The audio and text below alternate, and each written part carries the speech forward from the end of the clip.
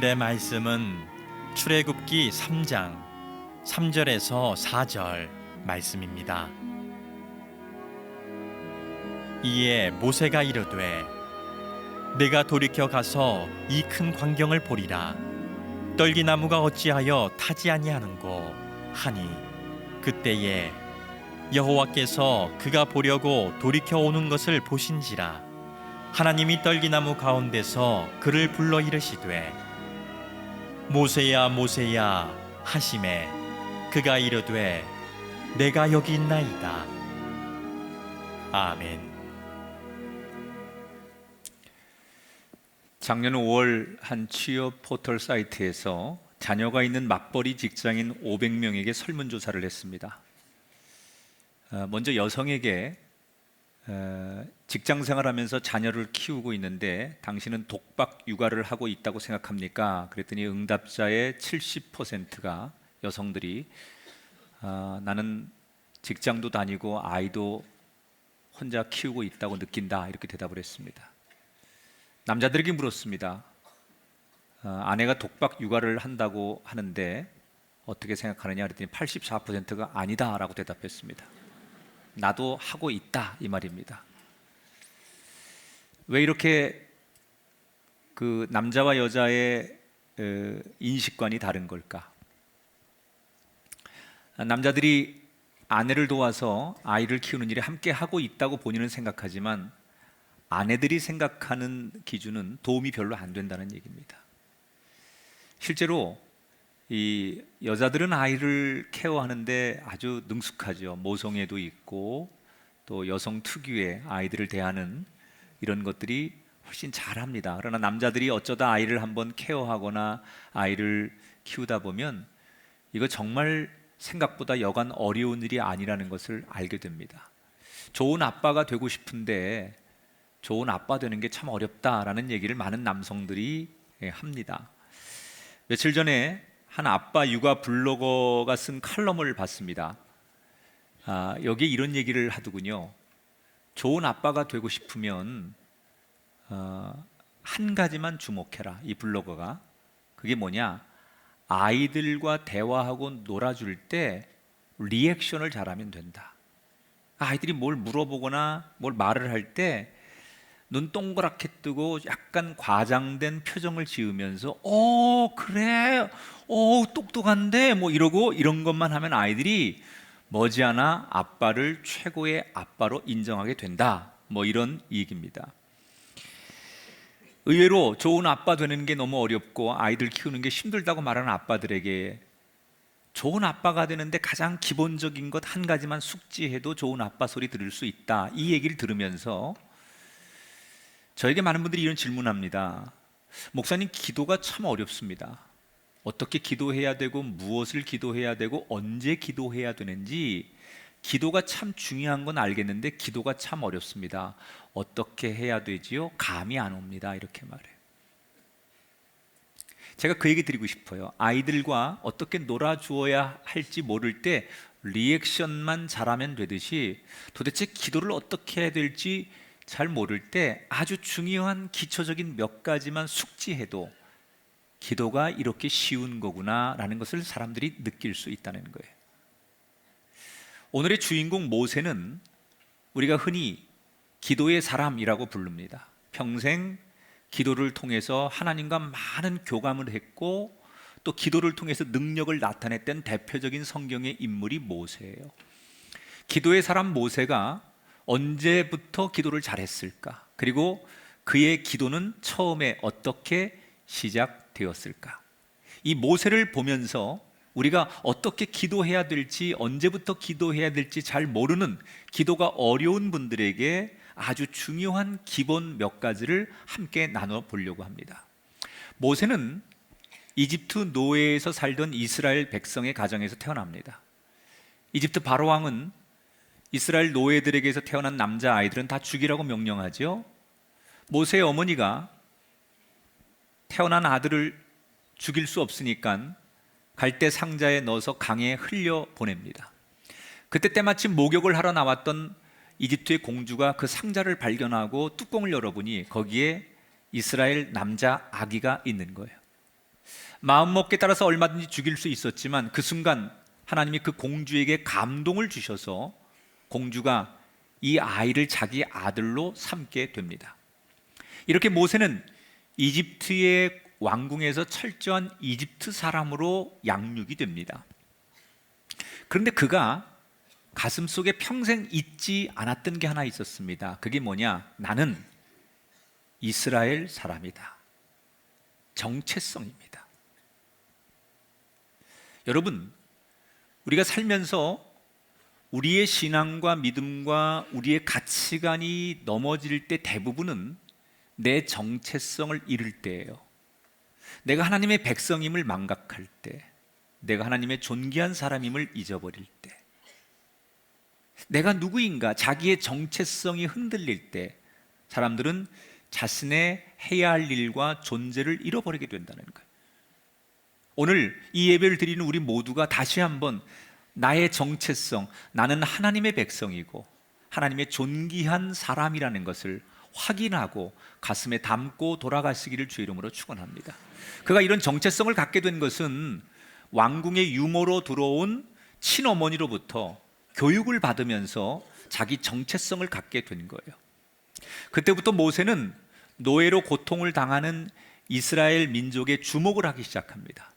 그리고 그들의 신음소리와 눈물에 함께 아파하고 공감하며 그들의 고통을 어떻게 도와줄 수 있을까 가슴앓이를 하죠, 모세가. 그러다가 어느 날 40살 된 청년의 나이에 이스라엘 민족을 괴롭히던 애굽의 관리에게 분노해서 그를 몰래 죽이게 됩니다. 결국 이 사건이 발각이 되면서 모세는 도망칠 수밖에 없는 신세가 되고 그동안 자신이 누렸던 모든 권력을 다 포기하고 시내의 광야로 들어갑니다. 그 광야 너무 막막할 뻔했는데 다행히도 이드로라는 미디안 제사장의 딸을 만나서 결혼을 합니다. 그리고 그때부터 처가살이를 하면서 양을 치며 삽니다. 그가 왕궁에서 살던 그때와 광야로 가서 처가살이하며 양을 치는 목동의 삶은 완전히 180도 다른 삶입니다. 그러나 모세는 이때가 가장 행복했다고 말해요. 왠 줄 아십니까? 가난했지만 걱정할 일이 없었기 때문에. 사람에게 최고의 은총은 평안한 거예요. 걱정 없는 거예요. 그렇게 좋은 집에 살면서도 왜 밤잠을 못 자십니까? 그렇게 맛있는 걸 먹고 좋은 걸 보면서도 이 벚꽃이 활짝 핀 이 봄날을 보면서도 왜 웃지 못하십니까? 무슨 근심과 무슨 걱정과 무슨 생각이 그리 많기에. 아무리 돈이 많은들, 아무리 세상에 큰 일을 한들 걱정과 근심이 있는 사람은 불행한 거예요. 그래서 하나님이 우리에게 주시는 최고의 은총 중에 하나는 우리에게 평안을 허락하시는 거예요. 가난하지만, 우리가 병들었지만, 아니 우리 뜻대로 되지 않는 삶이지만 내 마음에 주의 평화가 임할 때, 그것은 하나님이 우리에게 주시는 최고의 은총 중에 하나인데, 오늘 예배하는 여러분 가운데 주의 평화가 임하게 되기를 주의 이름으로 축원합니다. 너무너무 행복했어요. 그렇게 평범하게 그러나 행복하게 살았던 모세가 40년을 그렇게 살던 어느 날, 그의 나이 80살이 되었을 때 그의 일생을 바꾸어 놓는 결정적인 사건 하나를 만나게 됩니다. 어느 날 양떼를 이끌고 그가 호렙산이라는 곳을 가게 됩니다. 흔히 신의 산이라고 불리는 이 호렙산은 쉽게 말하면 바위로만 구성되어 있는 돌산입니다. 이 광야는 일교차가 심하기 때문에 굉장히 건조합니다. 그래서 가끔 자연 발화가 일어납니다. 강렬한 햇살이 계속 내려찌다 보면 이 모래나 돌들과 자연 마찰이 일어나서 발화가 일어납니다. 그래서 이런 그 돌산 같은 데는 풀이 한 포기를 찾을 수 없는 곳이에요. 그래서 보통 이 목동들이 양들을 데리고 이런 돌산을 갈 리가 없습니다. 그런데 그날 모세는 왜 이 돌산을 가게 된 걸까? 두 가지를 학자들은 추측합니다. 하나는 지나가는 길목이었기 때문에 갔을 것이다 이렇게 말하는 학자도 있고, 또 하나는 그 당시 워낙 가물었기에 다른 곳에서 풀을 찾을 수 없으니까 평상시에 가지 않았던 돌산이라도 혹시 풀이 있을까 해서 찾아갔을 것이다. 아무튼 모세는 아주 우연치 않게 평상시에 가지 않는 돌산에 양들을 데리고 가게 됩니다. 여러분, 지금 모세가 의도했던 의도하지 않았던 아주 우연하게 왔던 이 호렙산에서 그가 평생 자기 눈을 뜨고 믿을 수 없는 너무 놀라운 광경을 목격하게 되지요. 자, 3장 1절 2절을 같이 읽어봅니다. 모세가 호렙에 이르매 그가 보니 떨기나무에 불이 붙었으나 그 떨기나무가 사라지지 아니한지라.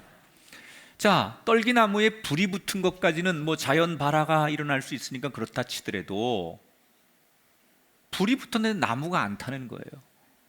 보통 불이 붙으면 장작들에서 막 소리가 나면서 그 장작들이 다 이렇게 타야 되잖아요. 그런데 불이 붙은 나무에 불은 일어나는데 나무가 안 타는 거예요. 소리도 들리지 않아요. 그리고 불이 옆으로 옮겨 붙지 않아요. 너무 희한한 거예요. 왜 하나님이 지금 모세를 떨기나무에 불이 붙은 광경을 보게 하셨을까? 이것은 당시의 상황을 보여주는 거예요. 떨기나무라고 하는 것은 이스라엘 백성들의 당시의 상황을 보여주는 거예요. 지금 애굽에서 종살이하고 있는 이스라엘 백성들, 이 떨기나무라는 것은 이 광야 사막에서 흔히 볼 수 있는 가장 흔한 버려진 나무예요. 아무도 주목하지 않는 그저 관목 중에 하나인 모든 사람들이 보고도 모른 척하고 있으나 마나한 존재, 이게 떨기나무거든요. 지금 이스라엘 백성들의 처지가 그래요. 버려진, 있으나 마나한, 누구도 주목하지 않는 종살이하는 그들의 처지가 떨기나무 같은 것이. 여러분, 하나님은 불이십니다. 그래서 보통 우리가 하나님을 만날 때 불이 임한다고 해요. 마가의 다락방에 성령의 불이 임했다고 하고, 우리가 하나님을 우리가 불로 표현합니다. 불은 뜨겁습니다. 불은 모든 걸 태웁니다. 우리의 죄악과 연약함과 냉랭함을 태우고 어둠을 몰아내서 환하게 비치는 게 불이에요. 그래서 보통 은혜를 받거나 하나님을 만나고 임재할 때 우리가 하나님을 불로 이야기해요. 보잘것없는 떨기나무 같은 이스라엘 백성들에게 하나님이 직접 그들에게 임재하셨다는 거예요. 그들과 함께 하신다는 거예요. 여러분, 때때로 우리 인생이 떨기나무처럼 사람들에게 주목받지 못하고 밟히고 버림받고 우리 인생이 아무 존재감이 없을지라도 여러분 인생에 보잘것없는 여러분의 가정과 삶의 자리에 하나님이 불로 임재하시면 거기에서 새로운 역사가 시작될 줄 믿습니다. 자, 너무 희한한 광경을 목격한 모세가 자연스럽게 희한한 광경이 펼쳐지는 그 떨기나무 앞으로 다가갑니다. 그때 떨기나무에서 음성이 들리기 시작합니다. 3장 4절부터 6절입니다. 같이 읽습니다. 모세야 모세야 하시매 그가 이르되 내가 여기 있나이다. 나는 내 조상의 하나님 아브라함의 하나님 이삭의 하나님 야곱의 하나님이니라. 자, 하나님이 먼저 모세를 부르셨어요. 그것도 정확히 그의 이름을 부르셨어요. 모세가 먼저 하나님의 이름을 부른 게 아니에요. 하나님이 모세의 이름을 먼저 불러주셨는데 대충 부른 게 아니에요. 아주 정확하게 불러주셨어요.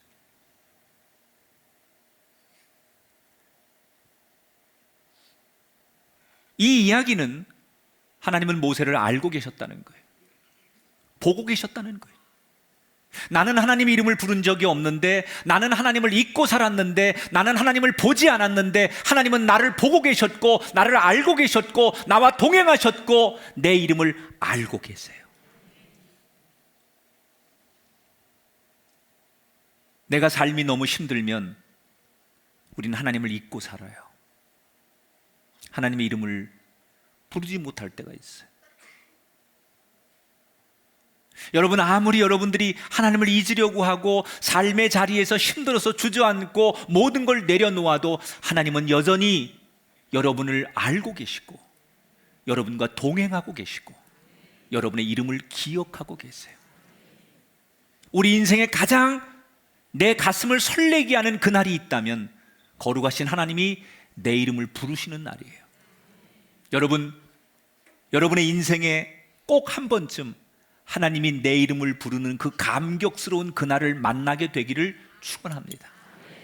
이 부르심, 하나님이 내 이름을 불러주시는 이 부르심이 있느냐 없느냐, 이게 신앙의 성패를 결정하는 거예요. 어떤 사람 평생 교회를 다니고 내가 평생 예배자로 살지만 하나님이 나를 부르시는 이 부르심, 이 음성을 듣지 못하고 내 이름을 불러주는 하나님을 만나지 못했기 때문에 나는 습관적인 교인일 뿐이지 그 부르심에 맞게 살아가는 인생이 되지 않는 성도가 얼마나 많은지 몰라요.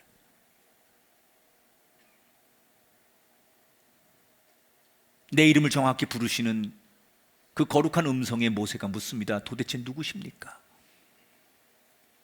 하나님 자신을 소개하죠. 너의 조상 가운데 가장 자랑스러운 아브라함이 불렀던 하나님, 이삭이 불렀던 하나님, 야곱이 그렇게 찬송하며 불렀던 그 하나님이 바로 나이니라. 이때부터 하나님과 모세 사이에 원치 않는 대화가 시작되는 거예요. 기도는 뭐라고요? 하나님과 대화하는 것이다.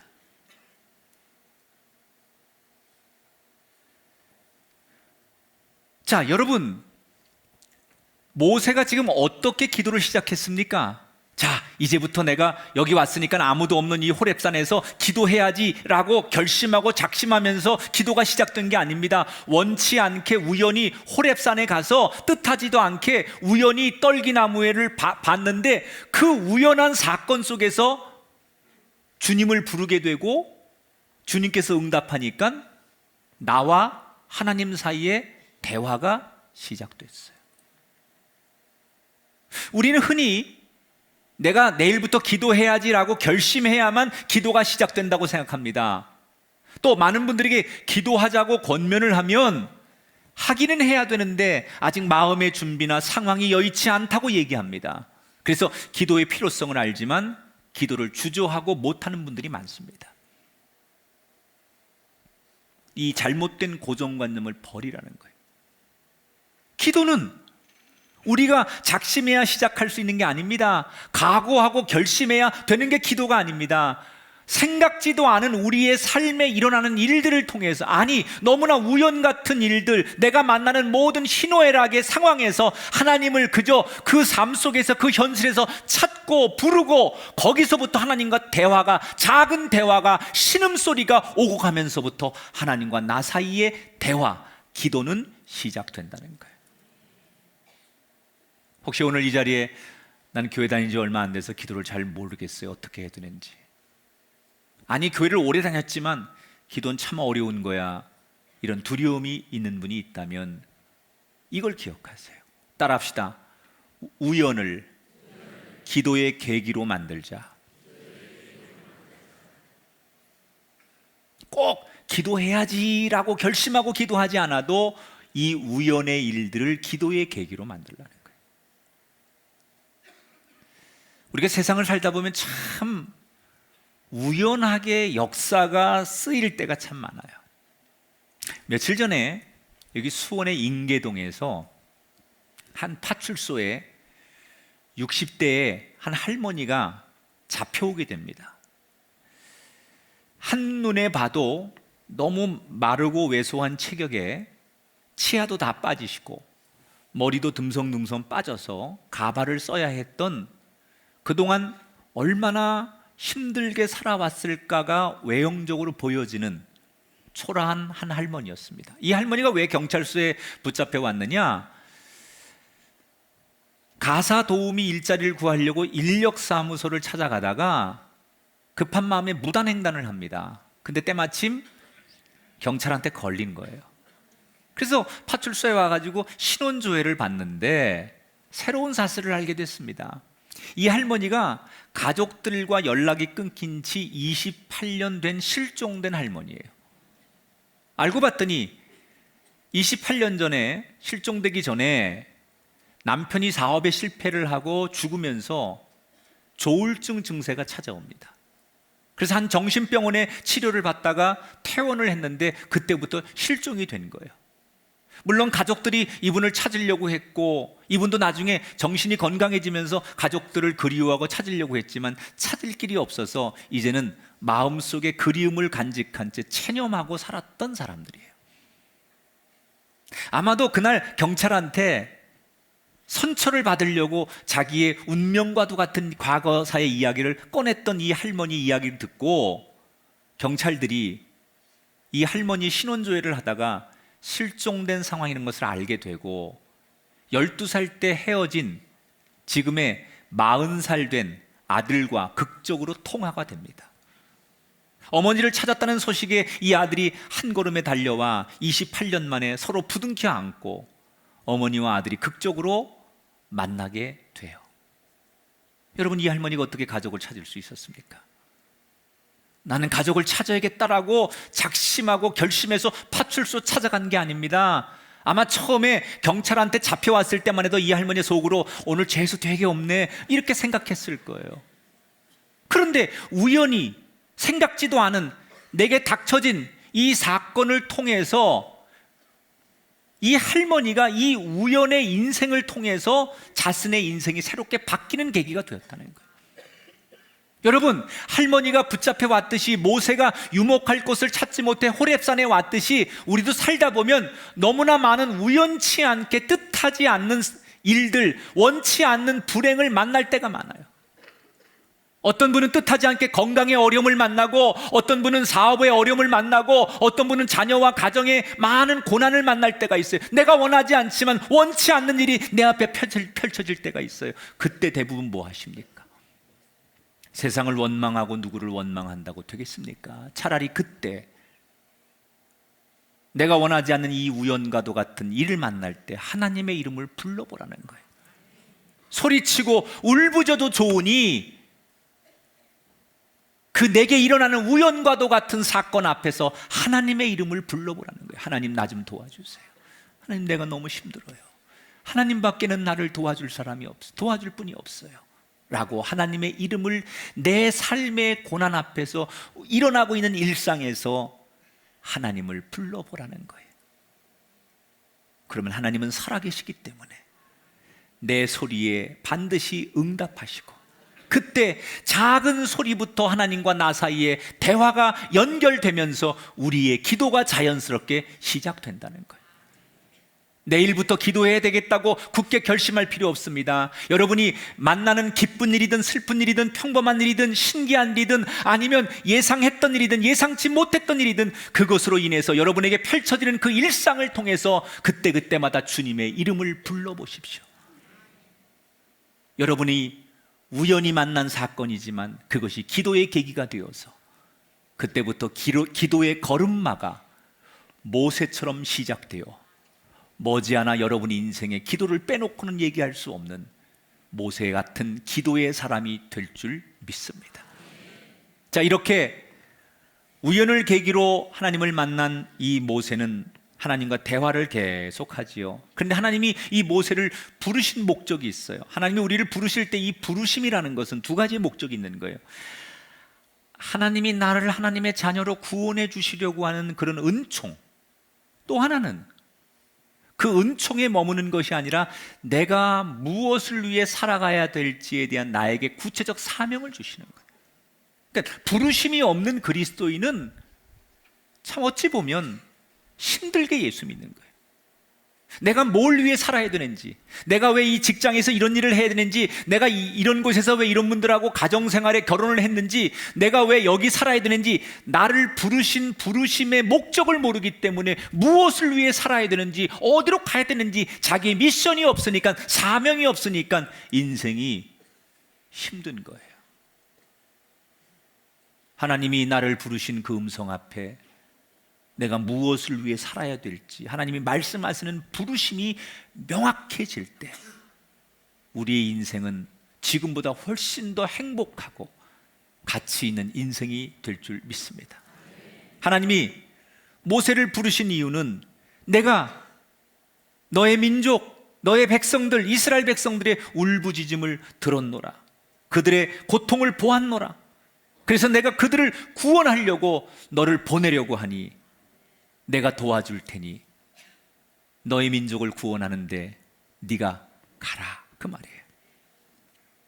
그런데 하나님께서 모세를 보내실 때 그냥 가라 일만 맡기는 게 아니에요. 뭐라고 약속하세요? 내가 책임져 주시겠다는 거예요. 내가 도와주겠다는 거예요. 여러분, 하나님이 우리에게 거룩한 일을 부르심을 통해 맡길 때 꼭 기억해야 될 것은 그 엄청난 일을 왜 나한테 하라고 하시지? 라고 생각하면 안 돼요. 그 뒤에 메시지를 들어야 돼요. 내가 책임져 줄 테니, 내가 너를 도와줄 테니 가라, 그 말이에요. 그래서 거룩한 이야기가 들릴 때 하나님이 나에게 어떤 직분을 또는 섬김을, 봉사를, 어떤 사명을 주실 때 우리가 기억해야 될 것은 내가 왜 남들보다 더 많이 희생하고 봉사하고 인간적으로 내가 힘든 일을 해야지, 내가 도저히 어려운데 그 일을 어떻게 하지, 이렇게 생각할 일이 아니라는 거예요. 그 뒤에 메시지를 주목해야 된다는 거예요.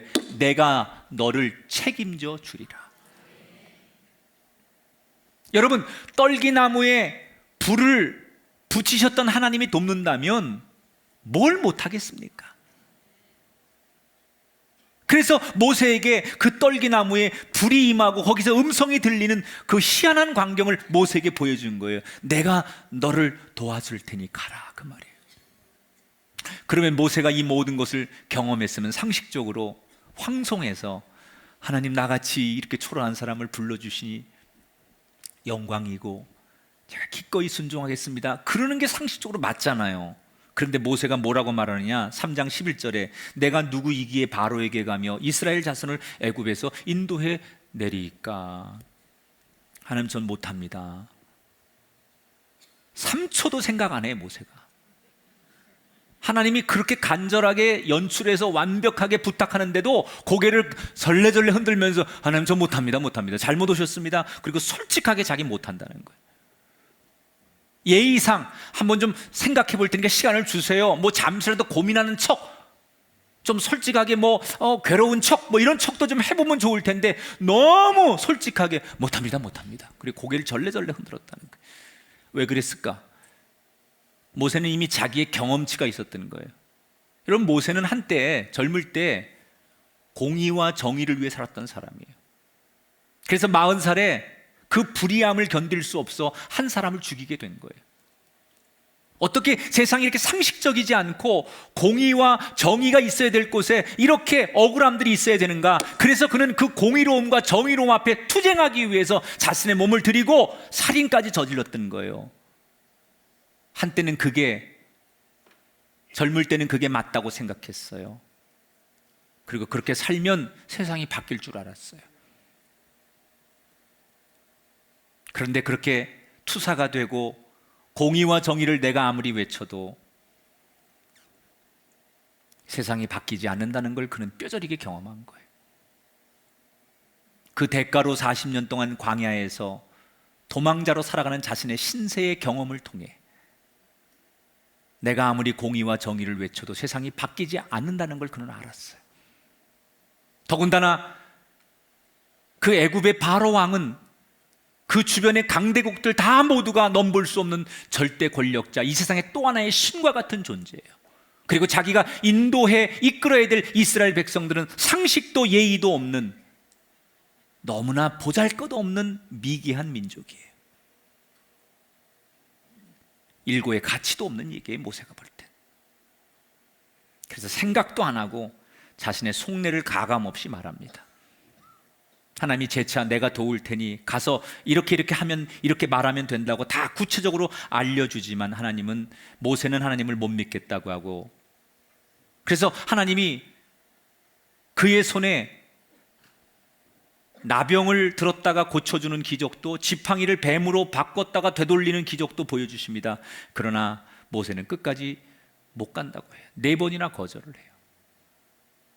세상 말로 하나님이 어르고 달래고 혼내며 4번이나 거절하는 모세를 겨우겨우 설득해서 모세가 드디어 할 수 없이 하나님 앞에 순종하며 이집트로 들어가는 것으로 오늘의 본문의 이야기가 끝이 납니다. 삼고초려라는 고사성어가 있죠.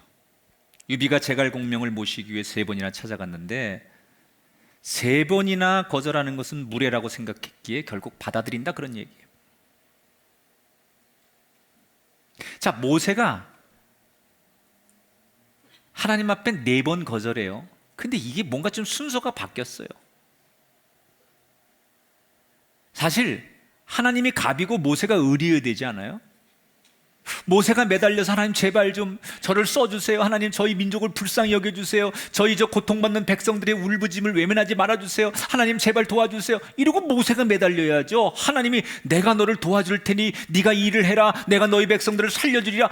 이렇게 말하는데 거꾸로 됐어요. 지금 매달려도 시원찮은 판국에 하나님이 오히려 매달려가지고 제발 네가 가야 된다. 제발 너희 백성들 내가 살릴 테니 네가 이 사명 감당해야 된다. 그리고 하나님이 매달리는 거예요. 근데 감히 하나님 앞에 무례하게, 그 하나님 앞에 한 사람을 대할 때도 그렇게 안 할 거예요. 뭐 좀 고민하는 척, 괴로워하는 척, 생각이나 해보는 척.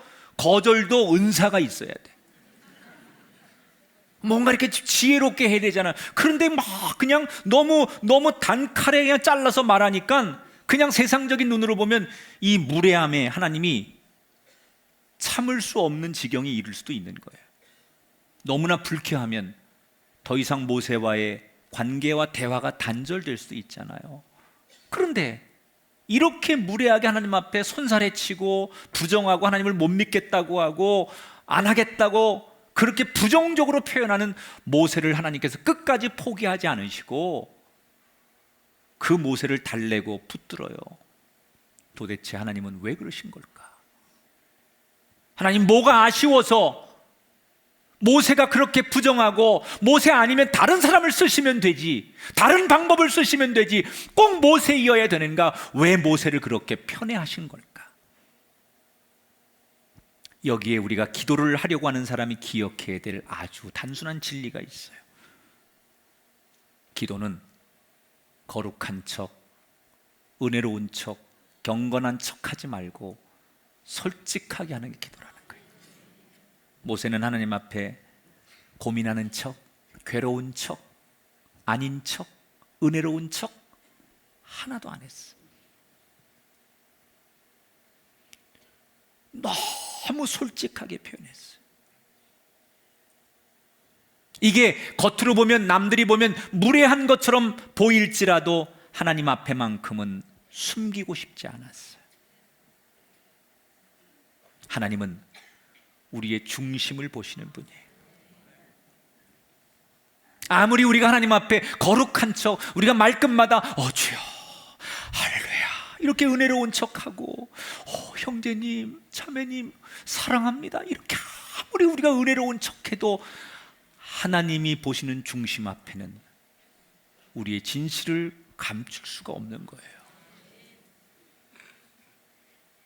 사람의 눈에는 그 사람이 은혜롭게 보일 수 있어요. 사람의 눈에는 그 사람이 은혜롭게 거룩하게 보일 수 있어요. 그러나 하나님 앞에는 우리가 아무리 은혜로운 척, 아무리 가식 있는 척, 우리가 아무리 인격적인 사람인 척해도 솔직하지 않으면 우리를 다 꿰뚫어 보시는 하나님 앞에는 그게 통하지 않는다는 거예요. 하나님이 보신 건 비록 무례할지라도, 형식적으로는 무례할지라도 저만큼 솔직한 사람이라면 오히려 한 번 하겠다고 결심하면 배신하지 않을 것 같은 모세의 기질을, 중심을 보신 거예요. 조선시대 27명의 왕이 있었죠. 그 중에 가장 최장기간 나라를 다스린 왕이 영조입니다. 조선 500년의 역사의 52년을 다스렸으니 10분의 1 이상을 다스렸죠. 대단히 긴 왕권을 가졌어요. 그러니까 누구보다도 많은 신하를 거쳤습니다. 영조는. 그런데 그가 거느렸던 신하들 중에 가장 신뢰했던 신하가 누구냐? 우리가 잘 아는 어사방문수 있지요. 이 실존 인물이죠. 방문수라는 신하를 그렇게 영조가 믿었다는 거예요. 신뢰했다는 거예요. 이 방문수는 예를 들면 이런 얘기를 했대요. 임금은 아버지고 백성은 자녀라면, 왕이 그렇게 얘기하니 자녀가 아버지 앞에 가서 하고 싶은 얘기를 못하면 아버지 맞냐? 그래서 자기의 생각을 다른 신하들은 가서 머리를 조아리고 왕이니까 어려워하고 아닌 척하고 뭐 돌려 말하고 그럴 때 이 박문수만큼은 모든 걸 영조에게 있는 그대로 다 얘기했다는 거예요.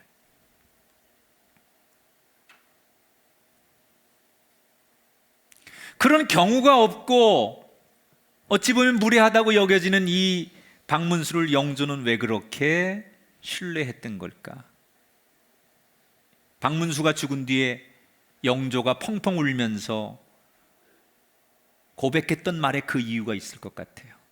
나는 그가 언제나 나라를 위하는 충성이 깊었음을 알고 있다. 그 무례함과 직언 속에 나를 배신하지 않는 충성심을 보았기 때문에 나는 그를 신뢰했다. 아마도 하나님이 모세를 보셨을 때 이런 마음 아니었을까 생각해 봐요. 겉으로는 거칠게 말하고 예의 없이 말하는 것 같지만 그의 솔직함 속에, 가식 없는 그의 마음 속에 하나님을 배신하지 않을 것 같은 깊은 중심과 충성심을 보셨기 때문에 하나님은 모세를 기쁘게 받아주신 거예요. 기도를 예쁘게 하려고 하지 마세요. 물론 공중의 기도나 회중의 기도는 우리 모두를 대표하는 기도니까 내가 하고 싶은 얘기하면 안 돼요. 그러나 개인이 기도할 때는 하나님 앞에 1대1로 하나님과 대화하는 거니까 은혜로운 척, 거룩한 척 할 필요 없다는 거예요. 내 모습 그대로, 내 마음 그대로, 눈물 날 때는 눈물 나는 그 모습으로, 슬플 때는 슬픔의 감정 그 언어를 가지고, 기쁠 때는 감사의 그 마음을 가지고 하나님을 솔직하게 부를 때 하나님은 우리의 중심을 받아주신다는 거예요. 여러분, 멋지게 말하려고 고민하지 마십시오. 척하는 수백 마디의 언변보다는 어린아이의 진실된 한마디가 더 아름답듯이 하나님께 그저 솔직하기만 하면 그 자체가 아름다운 기도가 되는 줄 믿습니다. 기도가 두려우십니까? 솔직한 말로 멋지게 기도할 수 있기를 축복합니다. 우리는 기도를 너무나 어렵게 생각합니다. 그러나 알고 보면 기도는 어렵지 않습니다. 작심할 필요 없습니다. 내가 지금부터 일어나고 있는 크고 작은 일상의 삶의 일에서 그저 주님을 부르기만 하면 됩니다. 멋있게, 은혜롭게, 아는 척 그렇게 애쓰고 주님을 부르지 않아도 됩니다. 솔직하게, 모르면 모르는 대로, 부족하면 부족한 대로, 죄를 지었으면 죄인의 그 모습으로 솔직하게 기도하십시오. 처음부터 기도 잘하는 사람은 없습니다. 다 어린아이들이 걸음마부터 시작하는 거예요. 처음부터 아이들이 나 오늘부터 걷고 뛸 거야 라고 작정하고 뛰는 아이는 없습니다. 엎어지고 쓰고 끼우뚱 수없이 넘어지며 걸음마를 시작한 그 아이가 나중에 뛰기도 하고 달리기도 하는 것처럼 기도의 걸음마를 모세처럼 시작해 보십시오. 모세도 기도하려고 해서 한 게 아니에요. 일어나는 사건 속의 걸음마처럼 하나님과의 대화가 우연치 않게 시작되었고 그것이 이어지고 훈련되고 그것을 통하여 하나님을 알게 되면서 모세는 누구보다도 평생 기도의 사람으로 한평생을 살았던 것을 기억하시면서 저와 여러분 모두 모세처럼 우리의 기도의 걸음마가 머지않아 우리의 인생길의 아름다운 여정을 만드는 축복의 사람들이 되시기를 주님의 이름으로 축원합니다.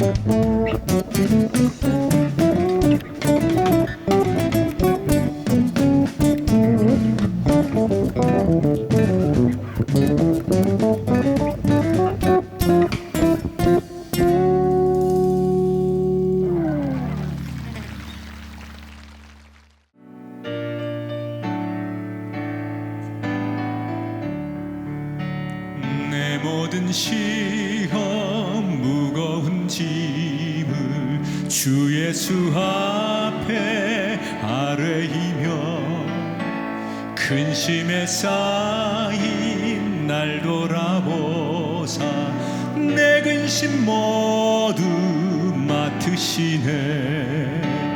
무거운 짐을 나 홀로 지고 견디다 못해 쓰러질 때 불쌍히 여겨 구원해 주리 은혜의 주님 오직 예수.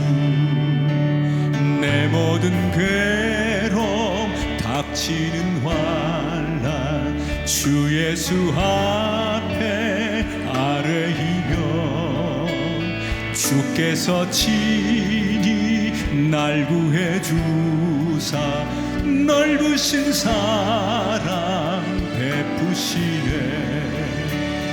무거운 짐을 멀어지고 견디다 못해 쓰러질 때 불쌍히 여겨 구원해 주리 은혜 주니 오직 예수 내 짐이 점점 무거워질 때 주 예수 앞에 아뢰이며 주께서 친히 날 구해 주사 내 대신 짐을 져주시네 무거운 짐을 나 홀로 지고 견디다 못해 쓰러질 때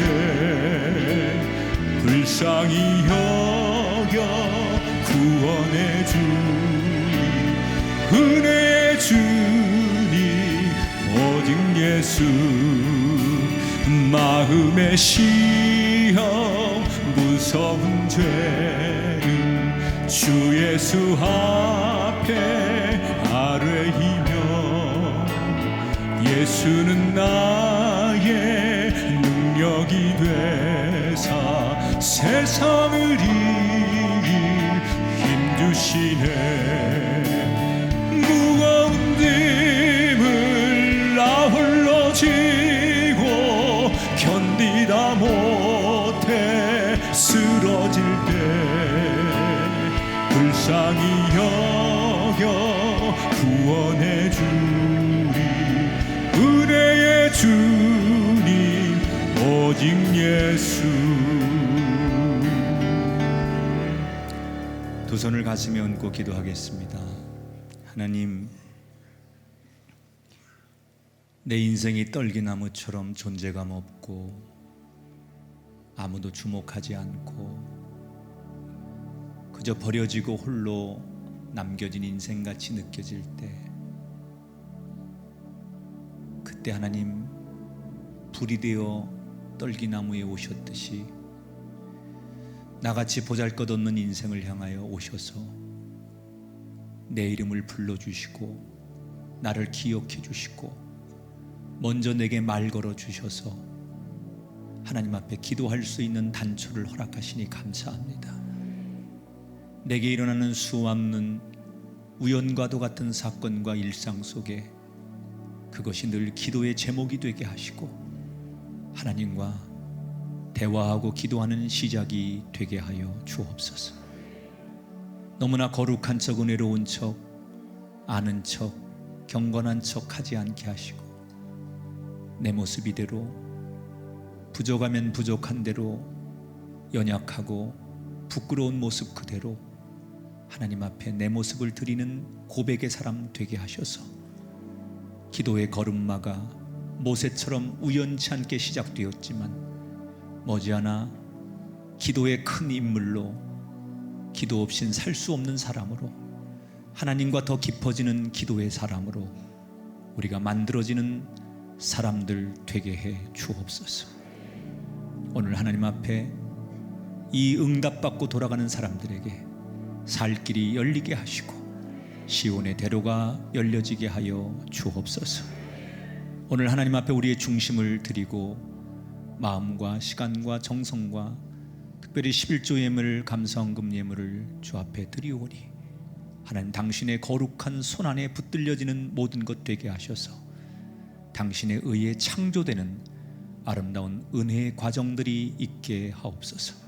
성도들의 가정과 생업과 저들의 삶의 지경이 넓어지게 하시고 하늘의 신령한 축복과 이 땅의 기름진 축복 문을 여셔서 차고 넘치는 복의 주인공들 되게 하여 주옵소서.